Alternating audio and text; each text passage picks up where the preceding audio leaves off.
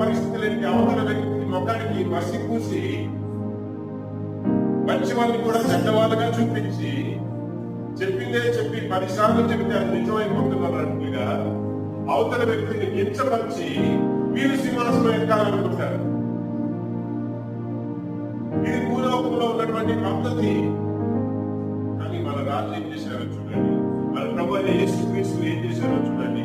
యెరూషలేములో తను తాను తగ్గించుకుని మనుషుల లోకమును గెలుచుకునడానికి, తన ప్రజలను తప్పిపోయిన దూరం అయిపోయినటువంటి తన ప్రజలను మరలా తన దగ్గరకు చేర్చుకున్నట్టుగా, మరలా వారి హృదయములను గెలుచుకున్నట్టుగా, మరలా వారికి ప్రేమను చూపించినట్లుగా, మనల్ని సృష్టించాడు కనుక మన పట్ల ప్రేమ కలిగి మనల్ని తన స్వరూపంతో సృష్టించాడు కనుక మనల్ని ప్రేమిస్తూ తప్పిపోయిన మనలను శిక్షకు పాత్రులమై